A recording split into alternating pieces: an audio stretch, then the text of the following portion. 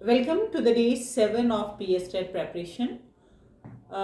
आज का जो हमारा सेशन है वो फर्स्ट टू सेशन की कॉन्टिन्यूटी में है। फर्स्ट टू सेशन में हमने CDP के रिगार्डिंग बात की थी और CDP का फर्स्ट जो चैप्टर है उसको हमने पढ़ा था।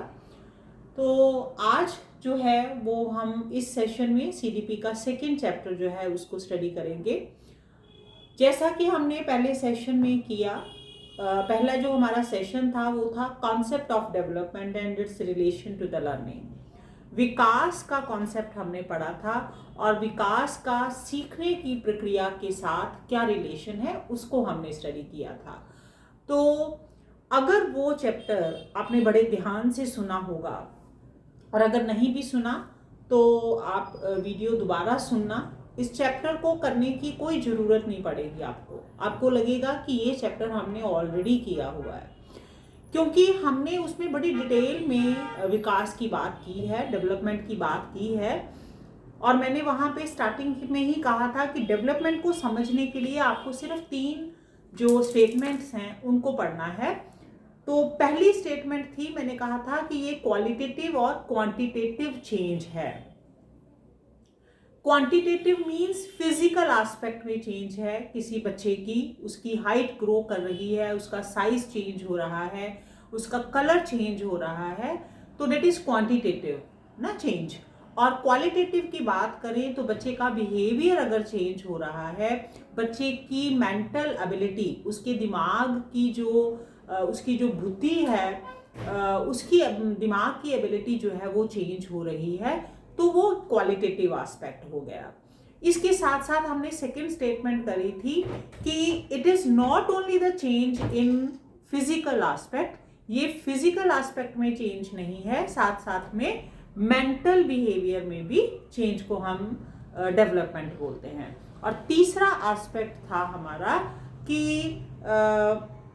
ये जो चेंजेस आएंगी, अदर डेवलपमेंटल चेंजेस कोई भी आएंगे, अदर फिजिकल और मेंटल एबिलिटी में, इस पे हेरिडिटी और एनवायरनमेंट का इम्पैक्ट जो है वो पड़ता है, वातावरण का भी असर पड़ता है और जो हमने आनुवंशिकता ली हुई है, जो हमने जीन्स अपने पेरेंट्स से लिए हैं, उनका भी इफेक्ट पड़ेगा।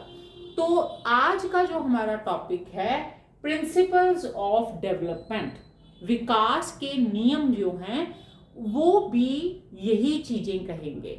आगे आप देखोगे कि जो मैंने इन 3 स्टेटमेंट्स में बोला है, प्रिंसिपल्स भी इन्हीं 3 स्टेटमेंट्स पे डिपेंडेंट होंगे। ठीक है, जो हमने विकास की कैरेक्टरिस्टिक्स की थी, डेवलपमेंट की कैरेक्टरिस्टिक्स की थी, वही प्रिंसिपल बन के इस चैप्टर में आपने स्टडी करनी है। ठीक है जी। और आप देखो कल का सेशन जो हमने लगाया था उसमें क्या किया था, लर्निंग के प्रिंसिपल्स किए थे। इसका मतलब कोई एक्टिविटी चाहे हम कर रहे हैं ना, प्रैक्टिस कोई कर रहे हैं, लर्निंग की प्रैक्टिस कर रहे हैं, चाहे कोई नेचर कर रही है, नेचुरल अगर डेवलपमेंट अगर हो रही है, तो सब कोई फॉलो करता है कोई रूल्स को, है ना, कोई प्रिंसिपल्स को फॉलो करता है। तो दैट इज वाई आज हमने जो चैप्टर पढ़ना है उसका नाम क्या है, प्रिंसिपल्स ऑफ डेवलपमेंट। ओके जी, अब हम अपना चैप्टर स्टार्ट करते हैं। तो चैप्टर में 12 से 13 तक, आई थिंक 12 और 13 इसके प्रिंसिपल्स हैं, और 12-13 प्रिंसिपल्स का मतलब उनके 12-13 हेडिंग्स आपको याद करने हैं। लास्ट के सेशन में मेरे को बड़ा अच्छा रिस्पॉन्स मिला, फीडबैक बड़ी अच्छी मिली कि हमें निमोनिक्स से चैप्टर जो है उसको ग्रैस्प करने में बहुत इजी हुआ है ना, बहुत हम सुविधा हुई है हमें। तो इसलिए मैं आज का जो कॉन्सेप्ट है उसको भी निमोनिक्स के सहारे ही आपको समझाना चाहूँगी। तो प्रिंसिपल्स करने के लिए मैंने आज जो निमोनिक्स लिया है वो निमोनिक्स है क्यूलिप DS। क्यूलिप एक ना मेडिसिन है बच्चों की, पेट दर्द वगैरह में, पेट की इन्फेक्शंस, बैक्टीरियल इन्फेक्शंस के लिए एक मेडिसिन आती है क्यूलिप। और हर मेडिसिन जो है ना, आप देखोगे मेडिसिन डॉक्टर अगर रेफर करे, जहाँ मेडिसिन के ऊपर भी DS वर्ड लिखा होता है, तो ये मेडिसिन आपने याद करनी है, क्यूलिप DS। ओके जी, DS का मतलब होता है डबल स्ट्रेंथ वाली मेडिसिन है, ये क्यूलिप मेडिसिन है और डबल स्ट्रेंथ वाली मेडिसिन है। ठीक है जी, इसको हमें याद करना है। अब आ जाते हैं हम ये जो निमोनिक्स है इसको हमने अब प्रिंसिपल्स की फॉर्म में लिखना है। ठीक है जी, सबसे पहली बात सी फॉर कॉन्टिन्यूटी। कॉन्टिन्यूटी का मतलब होता है लगातारता ना, एक सिक्वेंशियल कह सकते हैं, सॉरी नॉट सिक्वेंशियल, सिक्वेंशियल अलग चीज है। कॉन्टिन्यूटी मीन्स एक बार अगर वो स्टार्ट हो जाती है तो थ्रू आउट वो कॉन्टिन्यू रहेगी।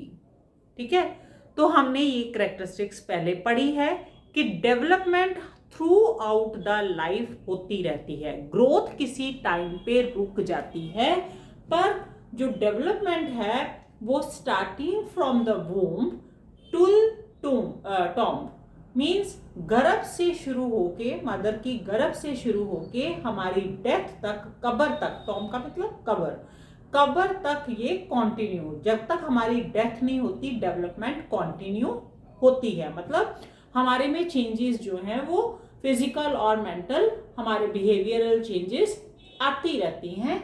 सो पहला प्रिंसिपल हो गया लगातारता का नियम और निरंतरता का नियम, जिसको हम प्रिंसिपल ऑफ कॉन्टिन्यूटी बोलते हैं। ठीक है जी, पहला प्रिंसिपल हो गया।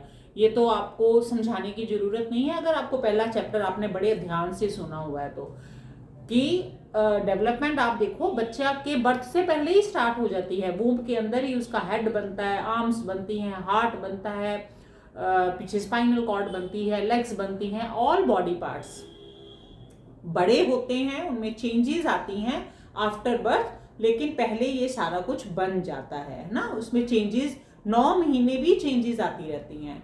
आफ्टर बर्थ तो बच्चे में चेंजेस आती है, कि जैसे हमने पढ़ा था कि इन्फेंट पीरियड है, देन चाइल्डहुड पीरियड है, तो उन सब में चेंजेस आएंगी। चाइल्डहुड में बच्चा कुछ और तरह से बिहेव करेगा, अर्ली चाइल्डहुड में, लेट में अलग से, एडोलेसेंट पीरियड में उसकी अलग बिहेवियरल चेंजेस आएंगी। तो थ्रू आउट द लाइफ जो है वो कॉन्टिन्यूटी में डेवलपमेंटल चेंजेस होती रहती हैं। तो पहला प्रिंसिपल हमारा क्या हो गया, प्रिंसिपल ऑफ कॉन्टिन्यूटी। सेकंड है you. You stand for uniformity, एक समानता ना।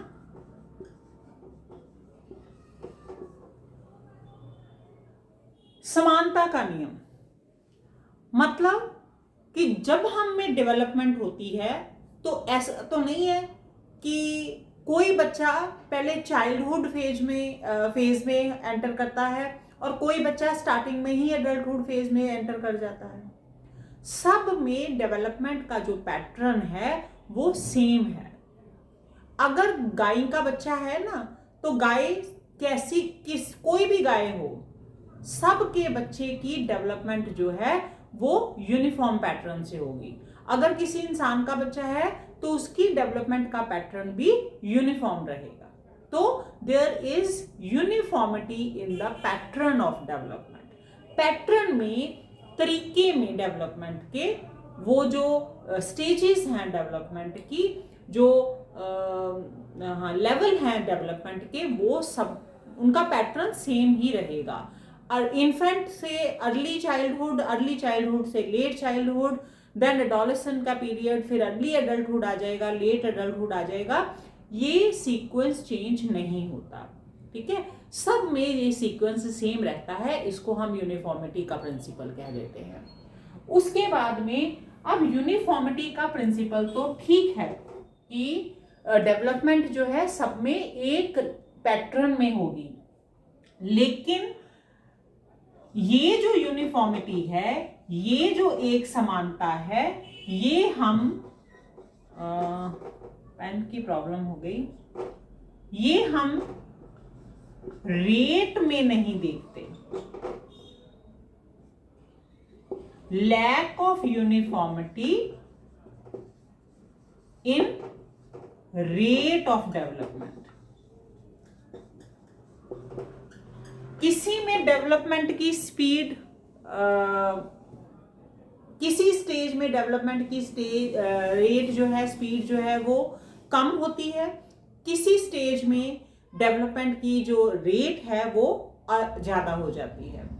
अब जैसे फॉर एग्जांपल बच्चा, मैंने पिछले सेशन में आपको बताया था कि बच्चे की जो मेंटल ग्रोथ है ना, कॉग्निटिव डेवलपमेंट, ये 5-6 साल तक बहुत ज़्यादा होती है, बड़ी फास्ट होती है ना। और ऑलमोस्ट सारी जो मेंटल डेवलपमेंट है ना, ये 0 to 5 ईयर में हो जाती है। लेकिन उसके बाद में 6 to 12 में यही डेवलपमेंटल चेंजेस जो हैं वो थोड़ी सी स्लो हो जाती हैं, और कह लो कि उसकी फिजिकल ग्रोथ में वो बदल जाता है ना। उसके बाद में जब एडोलेसेंट का पीरियड आता है तो उसमें फिजिकल भी होती हैं, बिहेवियरल चेंजेस भी होती हैं। लेकिन जब अर्ली एडल्टहुड का पीरियड आता है तब ये चेंजेस स्लो डाउन हो जाती हैं। तो इसका मतलब क्या हुआ कि रेट जो है डेवलपमेंट का वो यूनिफॉर्म पैटर्न फॉलो नहीं करता। रेट किसी स्टेज में ज्यादा होता है, किसी स्टेज में रेट जो है वो कम होता है। ठीक है, ये स्टेज की बात कर रही हूं मैं कि पैटर्न उसका यूनिफॉर्म है। बच्चे ने सबसे पहले इन्फेंट स्टेज में ही आना है, शिशु काल में ही आना है, फिर उसका बचपन स्टार्ट होगा, चाइल्डहुड का फेज स्टार्ट होगा, फिर उसका एडोलेसेंस का, है ना, प्यूबर्टी का फेज स्टार्ट होगा, फिर उसके में एडल्टहुड आएगा। ये तो पैटर्न सब में है। लेकिन रेट ऑफ डेवलपमेंट जो है, जो हमारी ग्रोथ हो रही है, चेंजेस आ रही हैं फिजिकल और मेंटल एस्पेक्ट में, उनकी स्पीड, उनका रेट जो है, उनकी दर जो है वो हर स्टेज में डिफरेंट है। हर स्टेज में फिर यूनिफॉर्मिटी वहां पे नहीं है। तो lack of uniformity in the rate of development हमारा नेक्स्ट प्रिंसिपल हो गया। अब साथ ही आप देखो कि अगर डेवलपमेंट का रेट हर स्टेज में डिफरेंट है तो रेट ऑफ डेवलपमेंट जो है वो हर इंडिविजुअल में भी डिफरेंट है ना। पैटर्न सेम है पर डेवलपमेंट का जो रेट है वो अगर हर स्टेज में डिफरेंट है तो हर बंदे में, हर बच्चे में भी डिफरेंट है। कोई डेवलप जो है वो किसी और तरह से करेगा, किसी की डेवलपमेंट की स्टेज ज़्यादा होगी, किसी की कम होगी, है ना। कोई स्लो लर्नर होगा, कोई फास्ट लर्नर होगा, क्विक लर्नर होगा, सॉरी। तो इसका मतलब लैक ऑफ यूनिफॉर्मिटी तो है इन द रेट ऑफ डेवलपमेंट, लेकिन ये लैक ऑफ जो यूनिफॉर्मिटी है ये इंडिविजुअल डिफरेंसेस में भी देखा गया। तो नेक्स्ट हमारा प्रिंसिपल आ जाता है, थोड़े टाइम के लिए आपको रुकना पड़ेगा। I am not finding the pen, है ना, पेन नहीं चल रहा, सो पॉज करते हैं हम थोड़ी देर के लिए। इंडिविजुअल डिफरेंसेस,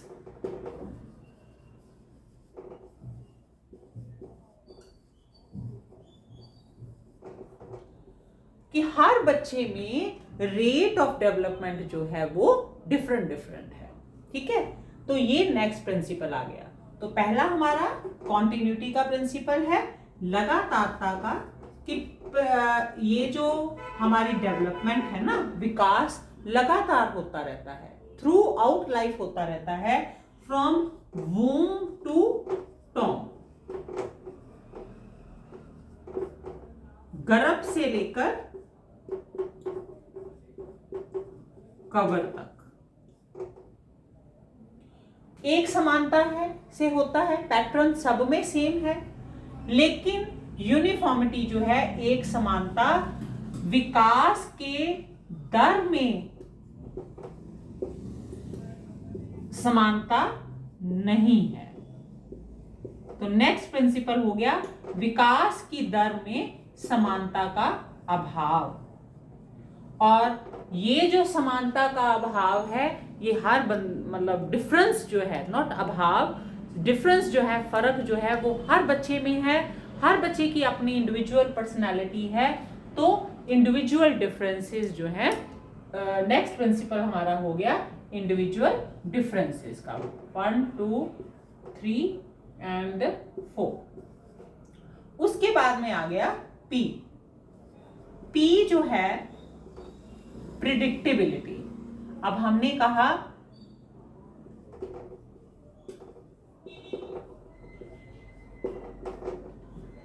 पहले ही अनुमान लगा लेते हैं हम कि किसी बच्चे में विकास कितना होगा और किसी में कितना कम होगा। कोई बच्चा इंटेलिजेंट होगा कि नहीं होगा, इसकी हाइट निकलेगी जरूर, ये बच्चे की हाइट बहुत अच्छी निकलेगी, ये बच्चा बड़ा होके कुछ ना कुछ जरूर करेगा, ये इंटेलिजेंट होगा, ये कम इंटेलिजेंट होगा, ये बिजनेस में जाएगा, ये स्टडी में जाएगा। तो हम अनुमान लगा लेते हैं। कहाँ से अनुमान लगा लेते हैं? बच्चे की डेवलपमेंट के रेट से।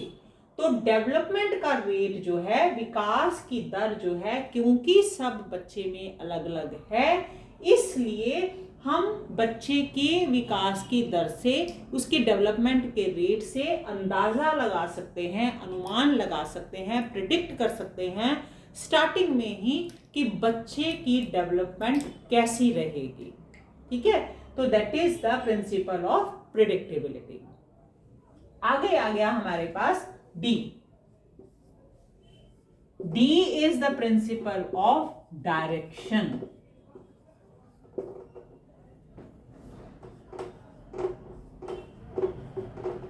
डायरेक्शन, दिशा का,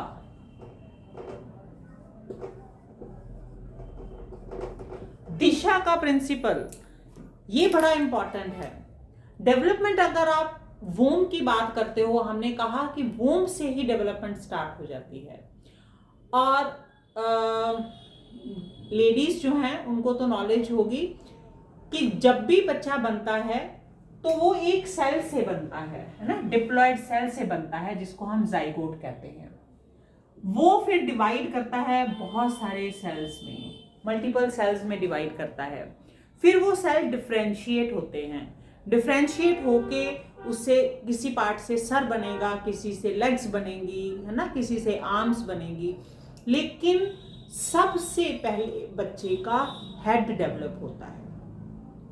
ठीक है, ब्रेन डेवलप होता है, हेड डेवलप होता है, उसके बाद में फिर नीचे वाले पोर्शन जो है वो बनने शुरू होते हैं। जैसे प्लांट्स की जो ग्रोथ होती है ना, प्लांट की जो ग्रोथ होती है वो आप देखो, नीचे को रूट्स बनती हैं, ऊपर को स्टेम्स बनती हैं, है ना। दोनों इक्वल, प्लूम्यूल भी और रेडिकल भी दोनों एक साथ डेवलप होते हैं। लेकिन यहाँ पे जब ह्यूमन के बच्चे की बात, या हम इंसान के बच्चे की बात आती है, तो यहाँ पे जो डेवलपमेंट है वो हेड से टो की तरफ जाती है, सिर से पैर की तरफ जाती है। पहले सिर की डेवलपमेंट होती है, फिर हमारी नीचे को डेवलपमेंट जो है वो जाती है। अब आफ्टर बर्थ भी अगर देख लो तो बच्चा पहले सिर संभालना सीखता है अपना, है ना, फिर वो अपने हाथों को यूज करना सीखता है, फिर वो खड़ा होता है, फिर मतलब लेग्स को यूज करता है, फिर वो पैरों को यूज करता है। सो इसका मतलब डेवलपमेंट सिर से पैरों की तरफ हो रही है, हेड टू टो हो रही है। ऐसी डेवलपमेंट को सिफेलोकोडल डेवलपमेंट कहते हैं। ठीक है, तो दो इसमें दिशा में याद रखने हैं आपने, सिफेलोकोडल, एक तो सिर से पैर की तरफ होती है डेवलपमेंट, और दूसरा है कि डेवलपमेंट होती है प्रॉक्सिमोडिस्टल। सिफेलो वर्ड जो है ना, ये साइंटिफिक टर्म है। सिफेलो ब्रेन के लिए यूज होता है, सिफेलोकोडल मींस हेड से टो की तरफ आपकी जो डेवलपमेंट है। दूसरा है प्रॉक्सिमोडिस्टल, उसमें क्या है, प्रॉक्सिमल का मतलब होता है सेंटर, मोडिस्टल मींस आउटवर्ड, सेंटर से आउटवर्ड। पहले बच्चे की स्पाइनल कॉर्ड बनती है ना, जब वो सोनोग्राफी होती है तब भी बच्चे की सबसे पहले स्पाइन उसको दिखाते हैं, एम्ब्रियो ऐसा सा दिखता है, ऐसे सबसे पहले उसकी बनती है स्पाइनल कॉर्ड। तो स्पाइनल कॉर्ड के बाद आपके आउटर को डेवलपमेंट स्टार्ट होती है। तो इसका मतलब कि ये डेवलपमेंट क्या हो गई, सेंटर से आउटवर्ड, बीच से बाहर की तरफ प्रॉक्सिमोडिस्टल, और दूसरा हो गया सिफेलोकोडल, सिर से पैर की तरफ। ये दो डेवलपमेंट होती हैं। मतलब डायरेक्शनल प्रिंसिपल ऑफ डायरेक्शन, दिशा के अनुसार होता है जो हमारा विकास है। उसके बाद में लास्ट वर्ड रह गया, लेटर रह गया हमारा एस। अभी हमने क्या कहा कि दो तरीके से डेवलपमेंट हो रही है, एक हेड से टो की तरफ, अब नीचे जाना है हमने, यहां से यहां तक जाना है। ठीक है, पैटर्न देखना कि कैसे हो रही है। नीचे सीधा नहीं जाना, ऐसे नहीं डेवलपमेंट हो रही, लीनियर नहीं हो रही, सीधी रेखा में नहीं डेवलपमेंट हो रही। कैसे हो रही है डेवलपमेंट, सिर डेवलप हुआ, फिर आर्म्स डेवलप हो गई यहां पे पहुंच के, फिर स्पाइनल कॉर्ड, फिर बाहर को डेवलपमेंट, फिर अंदर को, फिर बाहर को, फिर अंदर को, फिर बाहर को, फिर अंदर को, फिर बाहर को। ठीक है, ये भी हो सकता है कि ऐसे सीधी गई, इधर को इधर, इधर इधर, इधर इधर, मतलब लेफ्ट और राइट दोनों तरफ डेवलपमेंट होनी है। तो इस डेवलपमेंट को क्या बोलते हैं हम, ये क्या शेप बनी, 2 मिनट। डेवलपमेंट ऐसे हो रही है, सिर से शुरू हुई, पैर की तरफ जाना है, लेकिन सीधा नहीं जाना। इधर गए, लेफ्ट को डेवलपमेंट, फिर सेंटर में आए, ये सेंटर है हमारा, फिर राइट को गए, फिर लेफ्ट को गए, सेंटर में राइट को, लेफ्ट में, सेंटर में राइट को। तो ये जो डेवलपमेंट है सांप के जैसे, सर्पिल, स्पाइरल डेवलपमेंट है।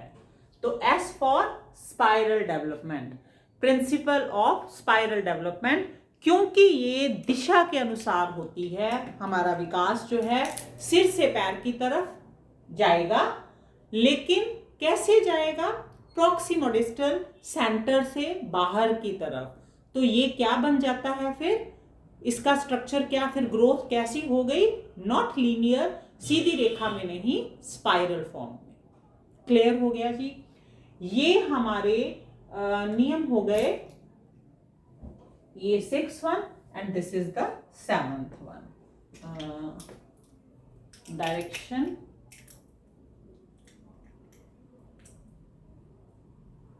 स्पाइरल, सॉरी 7th आ गया, principle of spiral versus linear. तो ये हमारा 7th प्रिंसिपल आ गया। ठीक है जी, हमने वर्ड क्या किया, क्यूलिप डीएस, क्यूलिप मेडिसिन, बच्चे को पेट दर्द के लिए, इन्फेक्शन के लिए, बैक्टीरियल इन्फेक्शन के लिए मिली, डबल स्ट्रेंथ वाली। और बच्चे की ही हमने डेवलपमेंट का प्रिंसिपल्स करने हैं। सी मीन्स लगातारता, कॉन्टिन्यूटी, यूनिफॉर्मिटी, पैटर्न, डेवलपमेंट जो है यूनिफॉर्म पैटर्न फॉलो करती है, लेकिन रेट ऑफ डेवलपमेंट में यूनिफॉर्मिटी नहीं रहती, lack of uniformity. I for individual differences, सिर्फ रेट ऑफ डेवलपमेंट में यूनिफॉर्मिटी की कमी नहीं होती, इंडिविजुअल जो है हर एक में डेवलपमेंट का पैटर्न जो है, रेट जो है वो, सॉरी पैटर्न नहीं, रेट जो है वो डिफरेंट होता है। सो इंडिविजुअल डिफरेंसेस का प्रिंसिपल आ गया। तो क्योंकि इंडिविजुअली डिफरेंट होता है डेवलपमेंट, सब बंदे में, हर बच्चे में डिफरेंट है रेट, तो हम उसी के रेट से प्रिडिक्ट कर सकते हैं, अनुमान लगा सकते हैं कि उसकी डेवलपमेंट कैसी होगी इन फ्यूचर। और ये डायरेक्शन का प्रिंसिपल है कि विकास जो है वो दिशा वाइज होता है, सिफेलोकॉर्डल होता है सिर से पैर की तरफ और सेंटर से बाहर की तरफ, और ऐसा विकास अपने आप में एक स्पाइरल स्ट्रक्चर बना देता है। मतलब विकास स्पाइरली होता है, लीनियर नहीं होता, सीधी रेखा में नहीं होता, सर्पिल होता है। ये तो 7 पॉइंट्स हो गए। उसके बाद में हमने दूसरा निमोनिक रखना है याद। ये अब होप कि नोट कर लिया होगा, नहीं तो आप स्क्रीनशॉट ले लो, है ना इसका। ठीक है जी, तो नेक्स्ट हमने फिर करना है सेकंड वर्ड,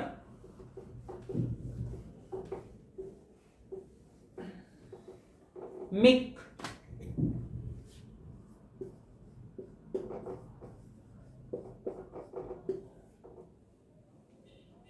ये जो डेवलपमेंट है कैसे हो रही है, कौन सी डायरेक्शन में हो रही है, कैसे रेट में हो रही है, क्या पैटर्न फॉलो कर रहे हैं, ये इसके बेस पे प्रिंसिपल हो गया।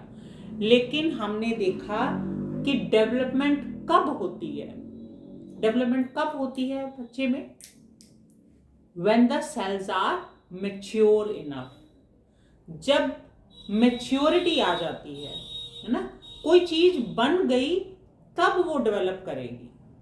तो इसका मतलब कि डेवलपमेंट जो है वो मैच्योरेशन का रिजल्ट है।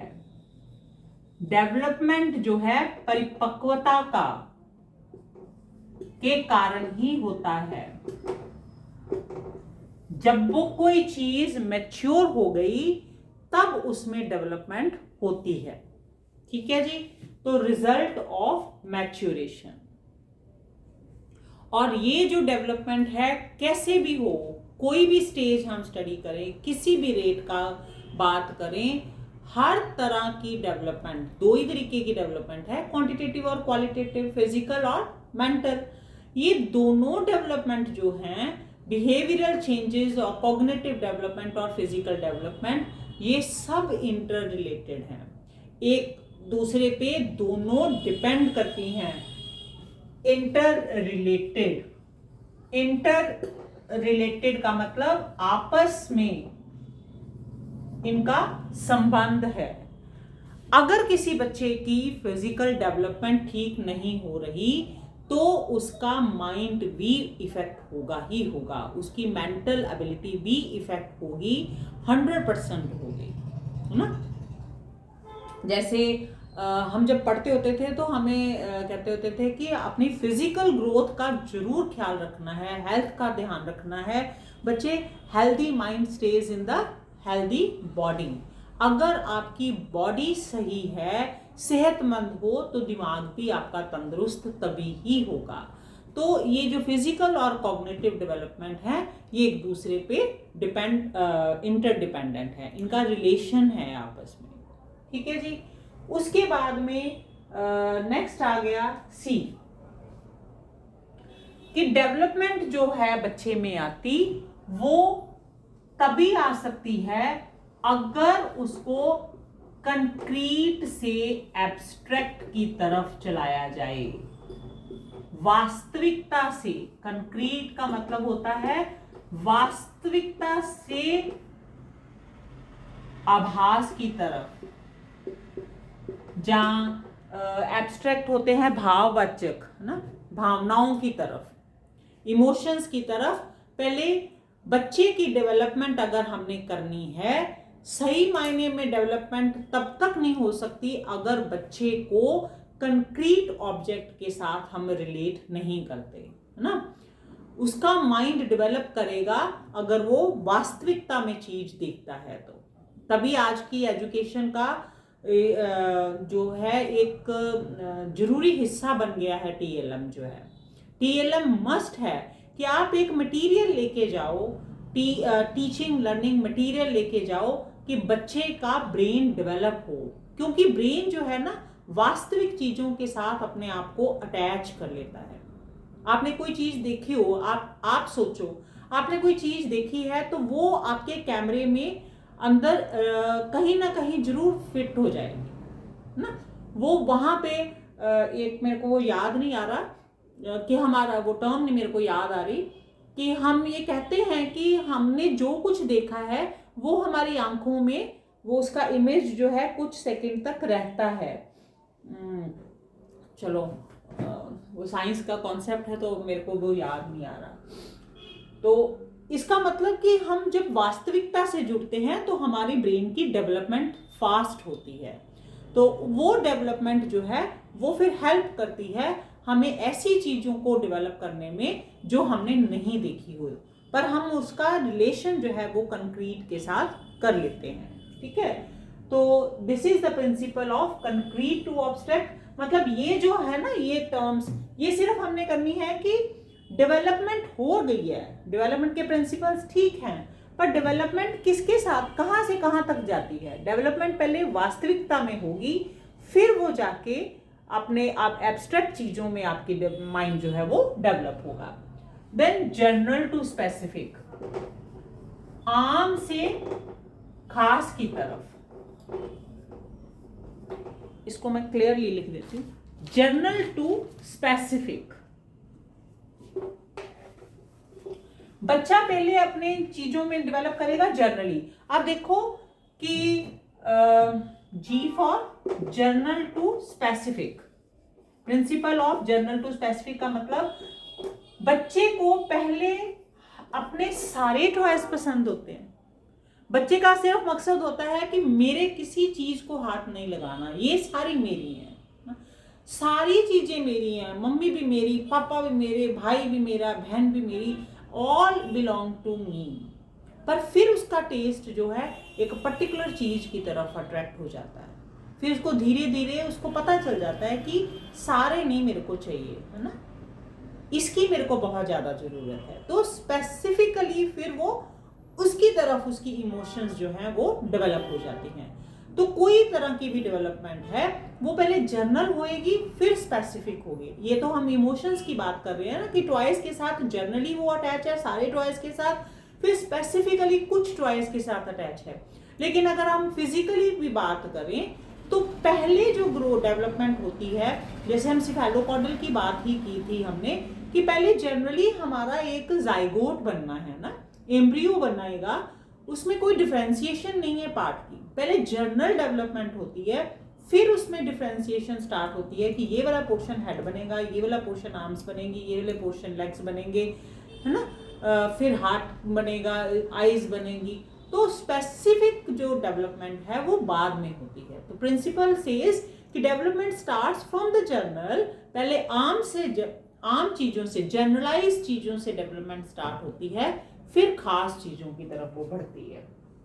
उसके बाद में लास्ट रह गया हमारा heredity, H, principle of heredity and environment, मतलब आनुवंशिकता का और वातावरण का हमारी डेवलपमेंट पे बहुत फर्क पड़ता है। इसको हमने ज्यादा नहीं करना, इसका एक चैप्टर अलग से भी है। ये तो हमने पिछले हर कॉन्सेप्ट में, इंग्लिश पेडागोजी में भी और डेवलपमेंट के कॉन्सेप्ट में भी हमने पढ़ा कि हमारी बच्चे की डेवलपमेंट जो है, बच्चे का जो विकास है, उसमें जीन्स तो इफेक्ट करते ही करते हैं, साथ साथ में वातावरण जो है वो भी उसको बहुत ज्यादा इफेक्ट करता है। और हेरिडिटी और एनवायरनमेंट, इसका एक फॉर्मूला है, development is equal to environment into heredity. मतलब अगर ये दोनों मिल जाए तो ये प्रोडक्टिव होते हैं, गुणज होते हैं। अब देखो किसी को जमा करो, 2 + 2 2 + 3 5 और 2 × 3 6 हो गया।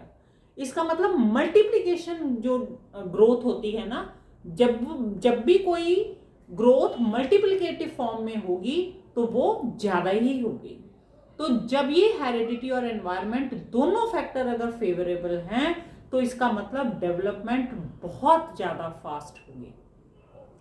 और अगर एक भी कम है, एक भी फैक्टर कम है, तो तब भी ओवरऑल रिजल्ट में बहुत फर्क पड़ जाएगा, है ना। सपोज करो कि इस बच्चे को हेरिडिटी का फैक्टर 2 मिला लेकिन एनवायरनमेंट का 1 मिला, तो इट मींस प्रोडक्ट कितना आ गया 2। लेकिन अगर मैंने एनवायरनमेंट का भी 2 कर दिया तो प्रोडक्ट कहां पे चला गया 4। अगर मैंने हेरिडिटी उसके पास 2 ही थी, हेरिडिटी उसके पास कम ही थी, 2 ही थी, लेकिन मैं एनवायरनमेंट बढ़ाई जा रही हूँ, एनवायरनमेंट अब मैंने 3 कर दिया तो डेवलपमेंट 6 हो गई, एनवायरनमेंट मैंने 4 कर दिया तो वो 8 हो गई। तो इसका मतलब डेवलपमेंट दोनों फैक्टर पे डिपेंड करती है, लेकिन अगर कोई एक फैक्टर वीक है तो दूसरा अगर जिसको हम बढ़ा सकते हैं, अब हेरिडिटी को तो हम बढ़ा नहीं सकते, बच्चे ने जो जीन्स ले लिए हैं वो तो वहीं पे रहेंगे, लेकिन हम बेटर एनवायरनमेंट प्रोवाइड करके उसकी डेवलपमेंट जो है वो बेटर कर सकते हैं। तो होप आपको समझ आ गए होंगे सारे प्रिंसिपल्स। प्रिंसिपल ऑफ डेवलपमेंट और कैरेक्टरिस्टिक्स ऑफ डेवलपमेंट और definition, concept of development almost same है, कोई नई टर्म आज हमने नहीं दी, है ना। कॉन्टिन्यूटी में है, पता ही था, कि लगातारता में है विकास हमारा। हम शुरू से लेके डेथ तक विकास करते ही रहते हैं, एक यूनिफॉर्म पैटर्न में है। और लेकिन यूनिफॉर्म पैटर्न उसकी रेट में नहीं देखा गया। कभी बच्चा बहुत बढ़ रहा है फास्ट, कभी उसकी स्पीड स्लो हो जाती है। हर बच्चा सेम रेट से नहीं डेवलप हो रहा, किसी में डेवलपमेंट फास्ट है, किसी में डेवलपमेंट जो है वो स्लो है। इसी तरह क्योंकि सब में अलग अलग है रेट, तो हम प्रिडिक्ट कर सकते हैं कि ये बच्चा बड़ा होके कैसी इसकी डेवलपमेंट होगी, है ना, प्रिडिक्शन हो सकती है। और डायरेक्शनल होता है विकास, दिशा की तरफ होता है, एक पर्टिकुलर दिशा है कि सिर से लेके पैर तक ही होनी है, सेंटर से लेके बाहर की तरफ ही होनी है। इसलिए वो डायरेक्शन को हम स्पाइरल, उस डेवलपमेंट को हम स्पाइरल डेवलपमेंट बोलते हैं। डेवलपमेंट रेखीय नहीं होता, रेखा में नहीं होता, स्पाइरल फॉर्म में होता है। और डेवलपमेंट हमेशा मैच्योरेशन का, परिपक्वता का, मैच्योरिटी का रिजल्ट है। और कैसी भी डेवलपमेंट हो वो आपस में इंटर रिलेटेड है, आपस में इनका संबंध है। और कंक्रीट से अगर हम एब्स्ट्रैक्ट की तरफ बच्चे को लेके जाएं, तब बच्चे की डेवलपमेंट जो है वो फास्ट होती है। बच्चा सबसे पहले वास्तविकता से अपने आप को जोड़ता है, फिर डेवलप करता है, ठीक है। इसी तरह बच्चे की डेवलपमेंट पहले जनरलाइज होती है, जर्नल उसकी इमोशंस बनती हैं, फिर वो अपनी इमोशंस को अलग अलग फॉर्म में करता है। पहले तो बच्चा जैसे सपोज उसके पास कोई चीज पड़ी है, उसने पकड़ना है, तो वो तो सारा ही गिर जाएगा उसके ऊपर, है ना। उसको नहीं पता कि इसको हाथ से पकड़ सकते हैं। लेकिन फिर स्पेसिफिकली वो डेवलप होगा कि नहीं, ये चीज तो हाथ से पकड़ी जा सकती है, इसको तो सिर्फ मैं फिंगर से ही पकड़ सकता हूँ। फिर उसकी वो और होगी कि मैं गिरता क्यों हूं, मैं इतनी दूर क्यों ऐसे अपने हाथ लेके जाता हूं, मैं चल के क्यों नहीं जा सकता। तो जनरल से स्पेसिफिक उसकी डेवलपमेंट होती है। और हर तरह की डेवलपमेंट पे हेरिडिटी और एनवायरनमेंट का इफेक्ट पड़ता ही पड़ता है, और दोनों का इफेक्ट जो है वो प्रोडक्टिव फॉर्म में है। एक अगर फैक्टर आपका वीक है तो दूसरे, मल्टीप्लिकेटिव रिजल्ट है ना इसका, गुणज है ये एक दूसरे के। तो इसका मतलब एक अगर वीक है तो दूसरे को बढ़ा के हम प्रोडक्शन जो है वो ज्यादा कर सकते हैं। तो that's all about development, principle of development. विकास के प्रिंसिपल्स का, नियम का हमारा कॉन्सेप्ट था, आपको क्लियर हो गया होगा। अभी हम थोड़े सेशंस में ना ये सीडीपी को ही कंटिन्यू रखेंगे, क्योंकि मेरे को लग रहा है कि जैसे फर्स्ट कॉन्सेप्ट में अब गैप आ गया 3-4 दिन का, तो उससे क्या होता है कि वो फर्स्ट कॉन्सेप्ट रिकॉल करने में टाइम लग जाता है। तो हम क्या करेंगे, इंग्लिश पेडागोजी का सेशन लेंगे, लेकिन साथ साथ में कि अगर मॉर्निंग में एक सेशन सीडीपी का ले रहे हैं तो इवनिंग में हम इंग्लिश पेडागोजी का ले लें। ऐसा नहीं है, सीडीपी को हम डिसकंटिन्यू नहीं करेंगे, ठीक है, क्योंकि ये बहुत इंपॉर्टेंट चैप्टर्स हैं और बड़े इंटर रिलेटेड है ना, लिंक्ड है चैप्टर एक दूसरे के साथ। तो होप कि आपको समझ आ रहा होगा, और ज़्यादा पैनिक करने की ज़रूरत मैं बड़ी बार कह चुकी हूँ, हर बार मैं यही बात कहती हूँ, पैनिक करने की कोई ज़रूरत नहीं है। It's very simple concept. अगर आपको समझ आ गया, फिर उसके पास में बहुत मटेरियल है, नेट में बहुत मटेरियल अवेलेबल है, बुक्स बहुत ज़्यादा हैं। मैं भी कोशिश कर रही हूँ कि आपको मटेरियल प्रोवाइड कराऊं। बहुत कुछ है हमारे पास ना अवेलेबल, सिर्फ उसको पढ़ने का मन तभी करेगा, उसकी समझ तभी आएगी अगर आपकी कॉन्सेप्ट क्लैरिटी होगी ना। क्वेश्चन फिर इजीली आप सॉल्व, आपको कुछ अजनबी नहीं लगेगा, आपको सुना सुनाया लगेगा, अच्छा लगेगा, मतलब इजी समझ आएगा आपको। इसलिए कॉन्सेप्ट की क्लैरिटी जरूर करो। टॉपिक अटेम्प्ट करने से पहले उस टॉपिक को समझ जरूर लो, ठीक है जी। Thank you, thanks for watching.